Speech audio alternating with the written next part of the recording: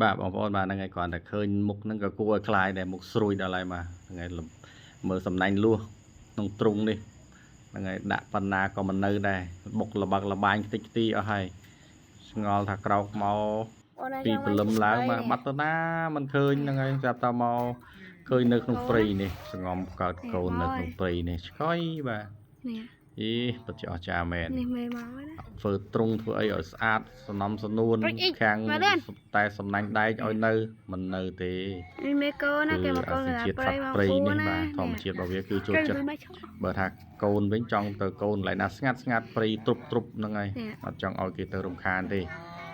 បាទហើយនេះកូនដំបងបងប្អូនបាទកូនដំបងកូនស្អាតណា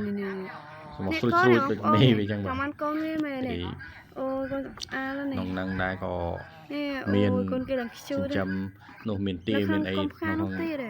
បាទកំពុងតែមកកវ៉ែហ្នឹងតាមស្រួលហ្នឹងដេញផ្អើលឈុលឡើងហ្នឹងហើយបាទកូនចេញហើយណែក្មេងៗមកដាក់ចំណីឲ្យស៊ីហ្នឹងនិយាយទៅដាក់មកដាក់ទាំងភ័យដែរអត់ហ៊ាននៅក្បែរទេគេធ្វើចរាកាធ្វើការកូនបាទគាត់តែវាមិនធ្វើឲ្យយើងទេគាត់តែយើងចេះខ្លាចតែឃើញមុខហ្នឹងគួរឲ្យខ្លាចដែរភ្នែកភ្នែកយើងកាចតែហ្មងមុខបាទប៉ុន្តែអត់អីទេ slow ដែរទេកូនចេញមកហើយនេះគាត់ថាមិនសូវទុកចិត្តវាបាទចូលទៅដាក់ចំណីអីគឺអត់អីទេហើយទីចេះតែមកកវ៉ែហ្នឹងឯងទៅដើមចំណីវា